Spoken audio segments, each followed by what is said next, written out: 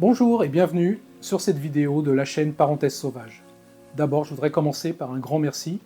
Cette vidéo est la troisième de ma nouvelle chaîne. Déjà plus de 200 vues uniquement sur les deux premières vidéos.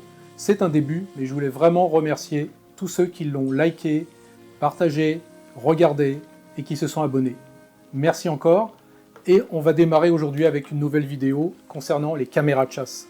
Donc on va placer ces petites caméras, cette petite caméra précisément, dans la nature, et puis voir ce qu'on peut obtenir. C'est vraiment intéressant, parce qu'il y a des animaux vraiment très farouches, qu'on a du mal à photographier directement.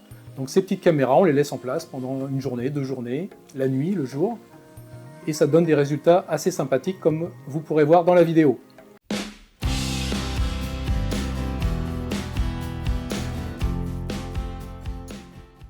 Tout l'équipement est prêt, on perd pas une minute. Direction la nature, c'est maintenant.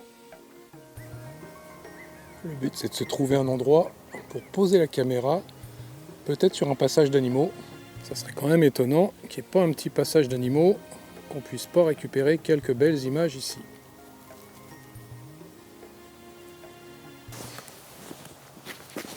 Et voilà, la caméra est prête. On va poser ça tout de suite juste derrière moi. Première fois que je la pose ici. On verra s'il y a des animaux, s'il y a quelque chose. Ça sera la surprise. Rendez-vous demain matin à la même heure.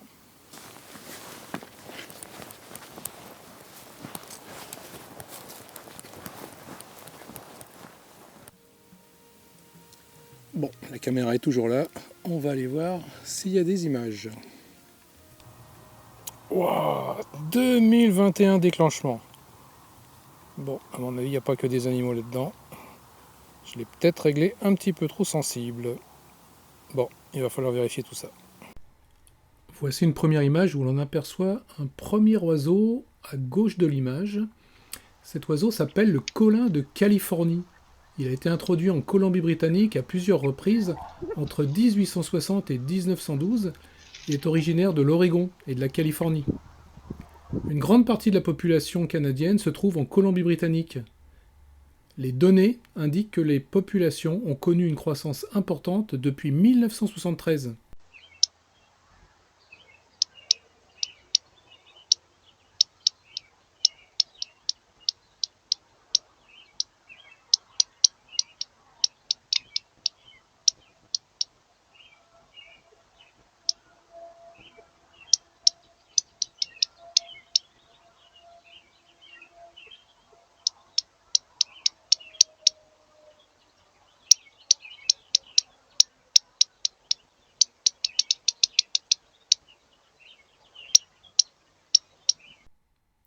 J'étais curieux de savoir ce qui se passait la nuit devant cet objectif de caméra. Eh bien, pas grand-chose à part cette petite souris. Allez, maintenant, petit retour en arrière, en 2021, dans une région beaucoup plus froide que la Colombie-Britannique. Nous voici maintenant au Manitoba, où l'hiver peut être très très froid. Ici, bien sûr, les écureuils font partie de l'environnement. Alors, je crois qu'il a trouvé des graines d'oiseaux. Il est carrément en train de piquer les graines des oiseaux dans la gamelle.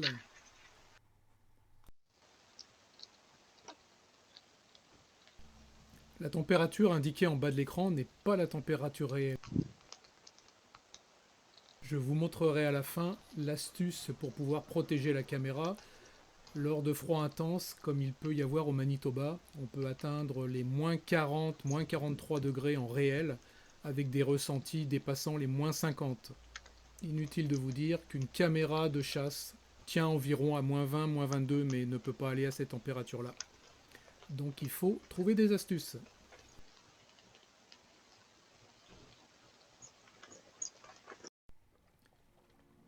Comme ces caméras prennent des photos et des vidéos, c'est vraiment intéressant d'avoir des images figées en plus de la vidéo. Magnifique battement d'aile ici, figé avec la photo.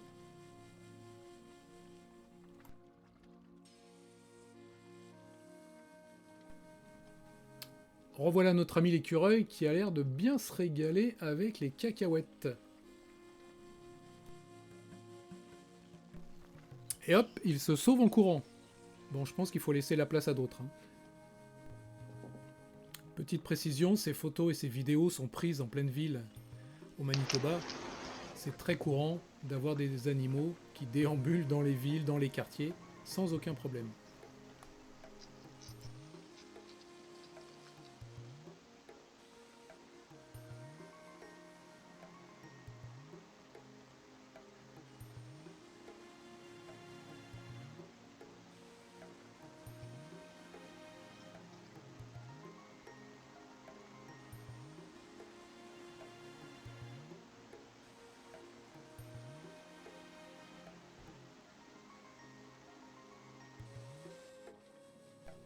Même la nuit en infrarouge, ces caméras donnent des résultats vraiment satisfaisants.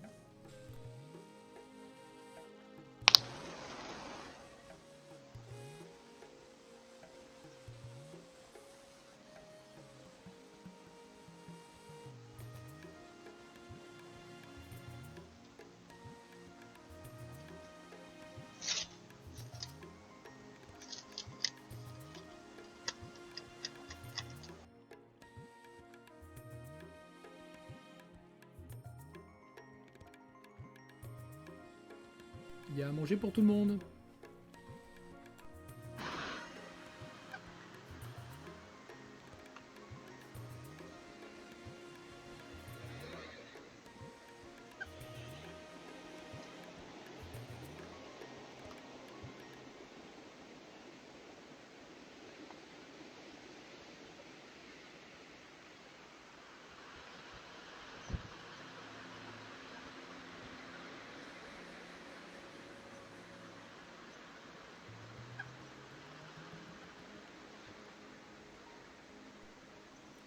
Je me suis longtemps demandé qui est-ce qui mangeait mes étagères en bois dans le garage. J'ai vite eu la réponse.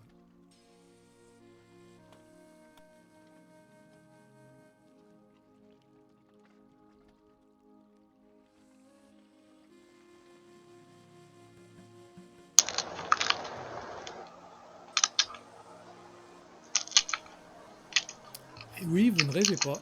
Il s'agit bien d'un raton laveur. Même en ville, ces petits animaux nous rendent visite.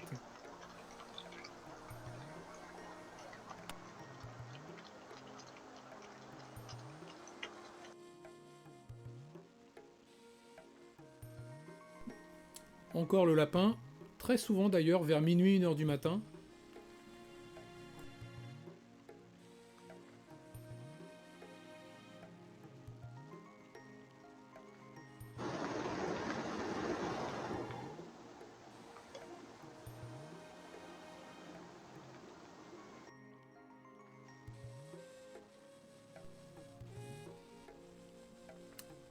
On va retrouver aussi beaucoup de cerfs, de biches, de chevreuils, toujours en ville. C'est assez étonnant, mais c'est comme ça. L'image que vous voyez ici est une image prise devant une maison, c'est-à-dire devant une route. On va le voir un petit peu plus loin sur d'autres images. Ça ne les dérange absolument pas.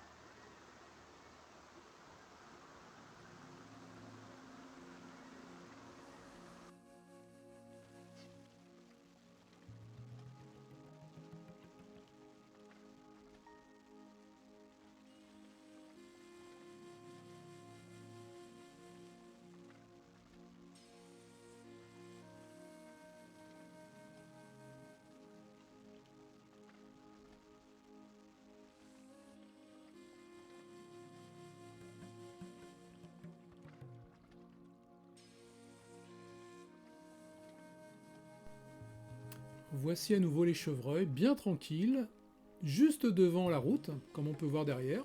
Voilà une voiture qui passe, aucun problème, ça ne les dérange absolument pas. On en voit deux en face chez le voisin.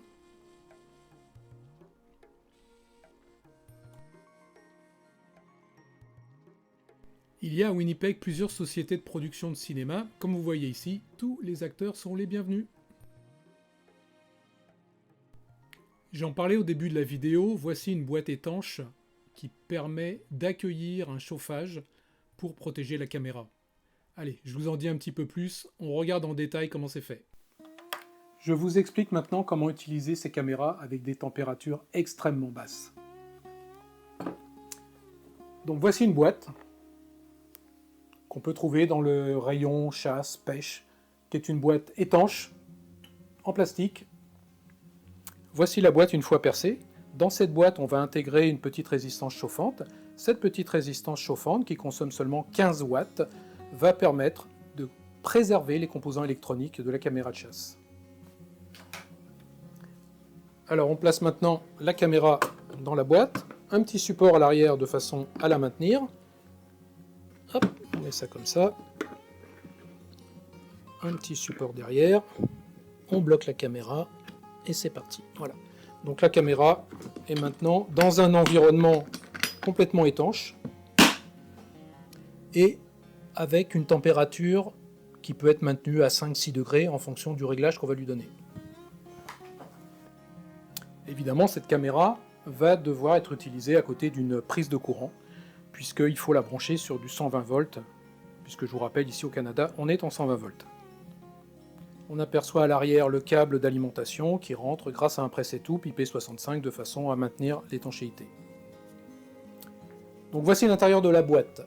On va retrouver ici notre caméra de chasse qui est bien bloquée pour l'étanchéité avec un joint tout autour. Ici la résistance chauffante, qui est une résistance qui va consommer seulement 15 watts en 120 volts, placée sur une plaque de bois recouverte d'aluminium, un ride-in, de façon à bien refléter et repousser toute la chaleur vers l'intérieur de la boîte. Ici, un système de thermostat qui va permettre de régler la température qu'on souhaite à l'intérieur, de façon à maintenir une température positive, pas trop haute de façon à ne pas créer de condensation. Ici, le capteur de température qui va permettre de réguler. Et puis pour finir, un petit fusible par sécurité au cas où.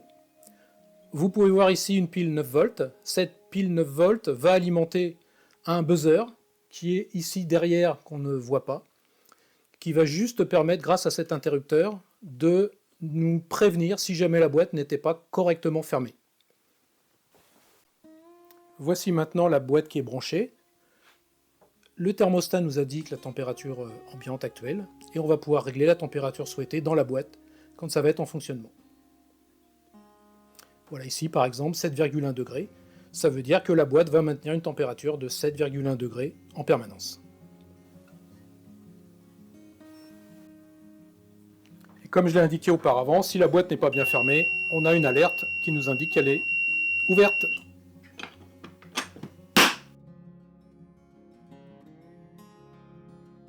Ces caméras de chasse sont données pour des températures pouvant aller à moins 20, moins 22, moins 23 degrés. Mais au-delà, ça va difficilement tenir par des froids intenses. J'ai utilisé cette caméra avec des températures allant en dessous des moins 40 degrés. Et elle fonctionne toujours correctement, sans aucun problème, parce qu'elle a été préservée. Les composants de la caméra ont été préservés grâce à ce mini chauffage à l'intérieur de cette boîte étanche. J'ai une devise qui me tient vraiment à cœur, si quelque chose n'existe pas dans le commerce, eh ben fabriquez-le. Si cette vidéo vous a plu, n'hésitez pas à la liker, à la commenter, à la partager, et puis peut-être vous abonner, ça m'encourage vraiment à continuer. Merci d'avance.